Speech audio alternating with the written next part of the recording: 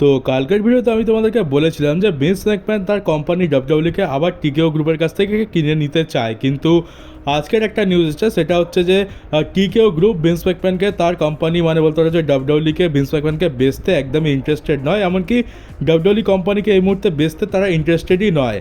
তো এই নিউজটা যদি কোথা থেকে এসছে তোমরা যদি জিজ্ঞেস করো তো বলবো যে দেখো, টিকেও গ্রুপের মধ্যে অনেক এমপ্লয়ি কাজ করে, সেই সমস্ত এমপ্লয়িরা এই সমস্ত খবর পায় আর তারা এই নিউজগুলো এই যে WrestleVotes, PW Insider, Fightful Select আছে এদের কাছে এই নিউজগুলো লিক করে, যার ফলে তারা বেশ মোটা টাকা পায় এদের তরফ থেকে। কিন্তু এটা খুবই রিস্কের কাজ, এর ফলে যদি ধরা পড়ে তাহলে তাদের চাকরিও চলে যেতে পারে। তো এই কথাগুলো কিন্তু ভেতরকারের এমপ্লয়িরা লিক করে। তো যেটা বুঝতে পারছি যে হয়তো ভিন্স ম্যাকম্যান আর টিকেও গ্রুপের মধ্যে কোনো রকম হয়তো কথা হয়েছে বা কোনো রকম ডিসকাশন হয়েছে, যার ফলে টিকেও গ্রুপ এই ডিসিশনটা নিচ্ছে যে তারা ভিন্স ম্যাকম্যানের কাছে কোম্পানি বিক্রি করবে না। কিন্তু এতেই এত হতাশ হওয়ার কিছু নেই, কারণ আমরা জানি যে এটা একটা কর্পোরেট কোম্পানি আর এটা হচ্ছে একটা বিজনেস। তো এমন কোনো জিনিস নেই এই বিজনেস ওয়ার্ল্ডে যেটা টাকা দিয়ে কেনা যায় না। মানে ভিন্স ম্যাকম্যান যদি সেই পরিমাণ টাকা দেয় তো টিকেও সেটা বিক্রি করতে বাধ্য হবে। মানে একটা এক্সাম্পল নিয়ে নাও, ধরো ডাব্লিউডাব্লিউ কোম্পানির ভ্যালু এখন হচ্ছে $10 বিলিয়ন, আর ভিন্স ম্যাকম্যান টিকেও গ্রুপকে $15 বিলিয়ন অফার করলো, তাহলে দেখতে গেলে মার্কেটের প্রাইস অনুযায়ী $10 বিলিয়ন, আর তার তুলনায় ভিন্স ম্যাকম্যান আরও $5 বিলিয়ন বেশি দিচ্ছে। তো লাভই লাভ হচ্ছে এখানে। তো এখানে অনায়াসে কিন্তু টিকেও গ্রুপ যাই পারে বলুক না কেন ভিন্স ম্যাকম্যানকে তার কোম্পানি কিন্তু ফিরিয়ে দিতে পারে, বা বলতে পারো ভিন্স ম্যাকম্যানকে আবার তার কোম্পানি পুনরায় বিক্রি করতে পারে। তো এই যে টিকেও গ্রুপ এত আলতু ফালতু বলছে, এটা শুধুমাত্র নামমাত্র।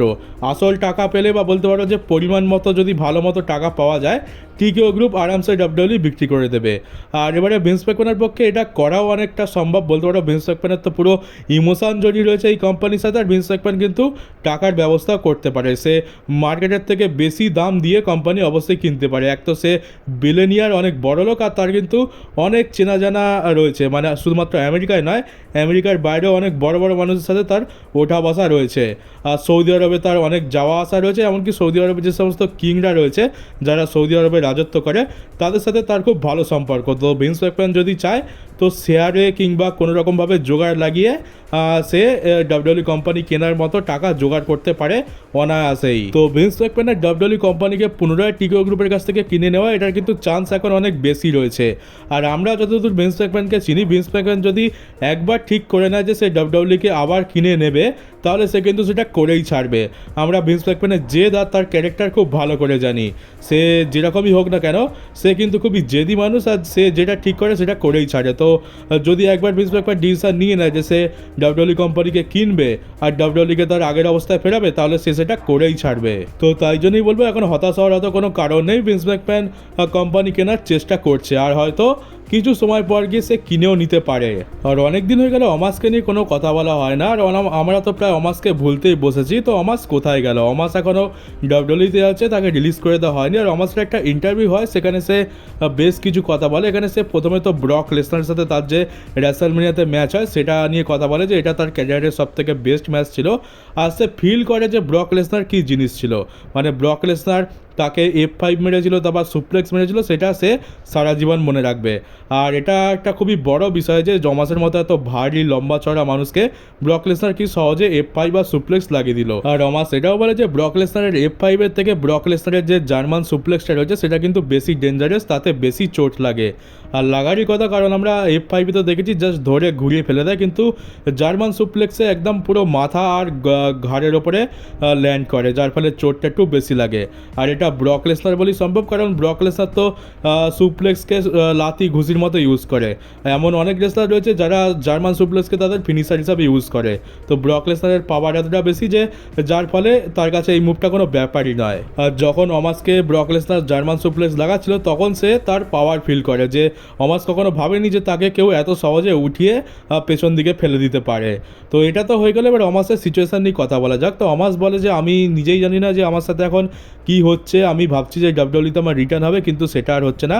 ডাব্লিউডব্লিউ আমাকে একটা স্পেশাল অ্যাট্রাকশান হিসাবে রেখে দিচ্ছে, কিন্তু তাতেও তো আমার কোনো ইউজ হচ্ছে না। এবার এটা দেখতে গেলে যে দেখো অমাস খুবই লম্বা চওড়া সুপারস্টার, এরকম সুপারস্টার আমরা খুব একটা তো দেখতে পাই না।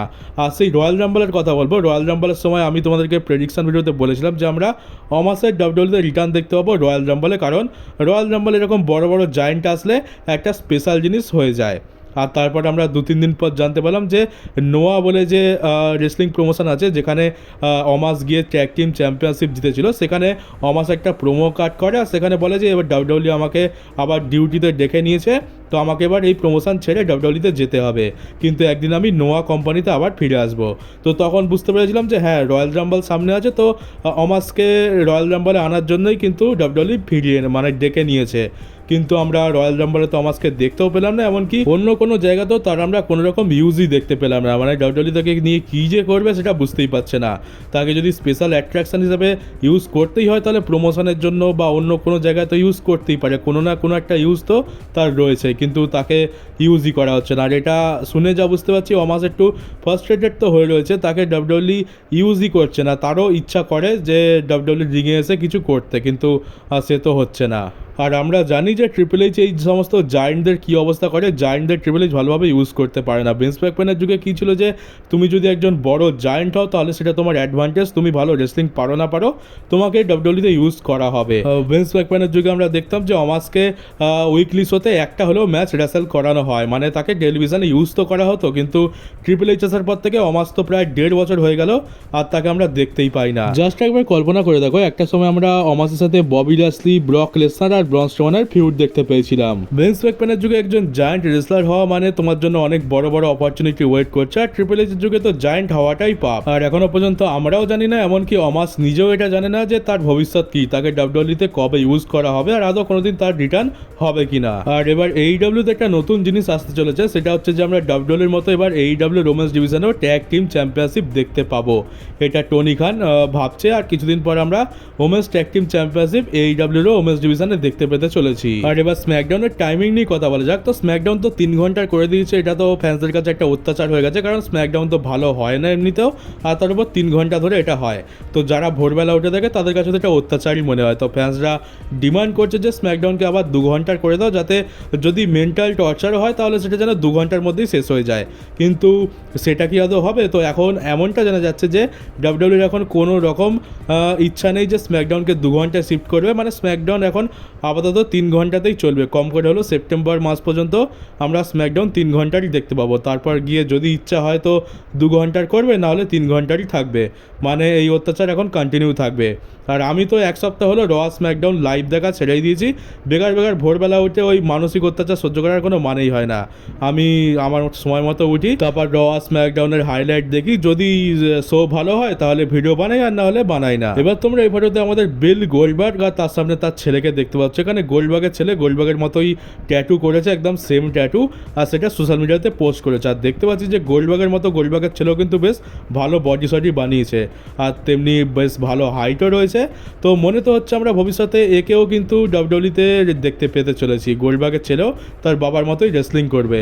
আর এবারে একটা বড় আজব জিনিস জানতে পারা গেছে, সেটা রাসেল বার্ডসের তরফ থেকে নিউজ এসেছে যে ট্রিপল এইচ যে আছে, triple H money in the ব্যাংকের যে কনসেপ্টটা রয়েছে, যে একজন মানে ল্যাডার ম্যাচ হবে, সেই ল্যাডার ম্যাচটা যে জিতবে তার কাছে মানি ইন দ্য ব্যাংক ব্রিফকেস থাকবে, সে যে কোনো সময় ক্যাশ ইন করে চ্যাম্পিয়ন হয়ে যেতে পারে। এই কনসেপ্টটা ঠিক খুব একটা কিন্তু ট্রিপল এইচের পছন্দ নয়, মানে তার মানি ইন দ্য ব্যাংক জিনিসটাই একদম পছন্দ নয়। তো তারপরে ভাবলাম যে এত সুন্দর একটা ইউনিক জিনিস, যার ফলে আমরা এত ভালো ভালো স্টোরি লাইন পেয়েছি, সেটা কী করে পছন্দ না হতে পারে।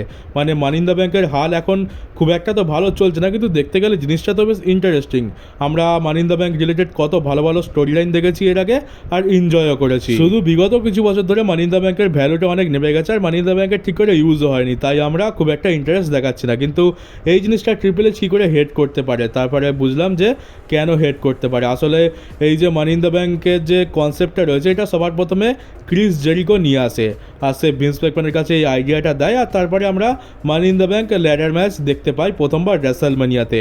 ঠিক যেমনটা আমরা সিএম পাঙ্ক দ্য সিল্ড টিমটা তৈরি করার প্ল্যান দিয়েছিল, আর তারপর আমরা সিল্ড গ্রুপ দেখতে পেয়েছি, তাই সিএম পাঙ্ককেই সিল্ড গ্রুপের ক্রিয়েটার বলা হয়। তেমনি ক্রিস জেরিকোকে মানি ইন দ্য ব্যাংকের ক্রিয়েটার বলা হয়। আর ক্রিস জেরিকোর সাথে তো ট্রিপল এইচের সম্পর্ক খুবই খারাপ। সিএম পাঙ্ক আর ট্রিপল এইচের যা সম্পর্ক, ক্রিস জেরিকো আর ট্রিপল এইচের ঠিক সেরকমই সম্পর্ক। দুজন দুজনকে একদমই দেখতে পারে না। সিএম পাঙ্ক তো এখন শুধুমাত্র প্রফেশনাল লাইফ, তার জব আর টাকার জন্য নাটক করছে, না হলে বাস্তবে এরা দুজন দুজনকে একদমই দেখতে পারে না। সেম জিনিস কিন্তু ক্রিস জেরিকোর ক্ষেত্রেও প্রযোজ্য। ক্রিস জেরিকো ট্রিপল এইচকে দেখতে পারে না, ট্রিপল এইচও ক্রিস জেরিকোকে দেখতে পারে না, যার ফলে ক্রিস জেরিকো ডাব্লিউডব্লিউকে একটু এড়িয়েই চলে, আর এখন এইডব্লিউতে গিয়ে বসে আছে, আর তার ফেরার কোনো রকম নাম নেই। তো এইটা তো একটা কারণ হতেই পারে, আর আমার তো মনে হচ্ছে এটাই কারণ ট্রিপল এইচের সাথে তো বহু মানুষের ঝামেলা, আর ঝামেলাটা হবে নাই বা কেন, সব থেকে বেশি ব্যাক স্টেজ পলিটিক্স তো এই ট্রিপল এইচই করতো। আর দেখতে গেলে 2023 সালে যে মানি ইন দ্য ব্যাংক হয়েছিল ওটা কিন্তু ভিন্স ম্যাকম্যানের আমলেরই ছিল। তারপর ডেমান প্রিস্ট 2024 সালে money in the bank cash in করে দেয়, আর 2024 সালে যে মানি ইন দ্য ব্যাংকটা হয় সেটা কিন্তু প্রথম ট্রিপল এইচের যুগের মানি ইন দ্য ব্যাংক। আর তার সাথে কি হয়েছে আমরা তো দেখেই নিয়েছি, মানি ইন দ্য ব্যাংক যেদিন জেতা হলো সেদিনই ক্যাসিন হলো, আবার ক্যাসিন ফেলও হয়ে গেল। মানে আমরা তো প্রায় ভুলতেই বসেছি যে ড্রু ম্যাকিন্টায়ার এককালে মানি ইন দ্য ব্যাংক জিতেছিল। তো বুঝতেই পারছো কীরকম ইউজ হয়েছে। হতে পারে যে এটা ট্রিপল এইচ ইচ্ছা করেই করেছে, সে মানি ইন দ্য ব্যাংক ব্রিফকেসকে মানি ইন দ্য ব্যাংকের কনসেপ্টটা পছন্দ করে না, তাই ইচ্ছা করে সেটাকে ডিস্ট্রয় করে দিয়েছে, যাতে মানি ইন দ্য ব্যাংক রিলেটেড কোনো রকম স্টোরিটাকে চালাতে না হয়। আর কারণ দেখতে গেলে সিএম পাঙ্ক আর ড্রু ম্যাকিন্টায়ারের রাইভালরিটা গরম করার জন্য মানি ইন দ্য ব্যাংক ব্রিফকেসটাকে স্যাক্রিফাইস করার তো কোনো রকম দরকার ছিল না। মানি ইন দ্য ব্যাংকটা যদি জেউসো কিংবা এলেনাইটকে জেতাতে পারতো, তাহলে আমরা এই রিলেটেড আরও ভালো স্টোরি লাইন দেখতে পেতাম। আর জেউসো যদি money in the bank briefcase cash in করে চ্যাম্পিয়ন হতো, তাহলে কিন্তু এত বেশি হেড পেতো না। তো তখন আমরা এটা ভেবেই কনফিউজ ছিলাম যে ডাব্লিউডব্লিউ কী করে মানি ইন দ্য ব্যাংকে ওয়েস্ট করতে পারে, কিন্তু এখন বুঝতে পারছি কেন ওয়েস্ট করা হলো। এই জিনিসটা মেবি হয়তো ট্রিপল এইচ ইচ্ছা করেই করেছে, মানি ইন দ্য ব্যাংকের স্টোরি লাইন যাতে না চালাতে হয় সেই জন্য। তো জাস্ট আর কি আর বলবো, আর এইবারেও মানি ইন দ্য ব্যাংক সামনে রয়েছে, তো দেখা যাক এইবারে কি করে। মনে তো হচ্ছে এবারেও হাঁকতে চলেছে, তো আমি তো বেশি আশা রাখছি না। আর হয়তো এমনটাও দেখতে পেলাম যে মানি ইন দ্য ব্যাংক জেতার পর যে জিতলো তাকে ভালো স্টোরি লাইন দেওয়া হলো না, এমনকি সে যখন ক্যাশ ইন করতে গেল তখন ক্যাশ ইন ফেলও হয়ে গেল। তো এটাও তো সম্ভব লাগছে, আমার তো এটারই চান্স বেশি লাগছে। তো চলো গাইজ, আজকের নিউজ ভিডিও এই পর্যন্ত ছিল। কেমন লাগলো কমেন্ট বক্সে অবশ্যই জানিও। নতুন থাকলে চ্যানেলটাকে সাবস্ক্রাইব করে নোটিফিকেশন বেলটাকে অবশ্যই অন করে দাও, ভিডিওটাকে শেয়ার করতে একদমই ভুলো না। তো চলো বন্ধুরা, দেখা হচ্ছে তোমাদের সাথে ডাব্লিউডব্লিউইর নতুন একটা নিউজ ভিডিওতে।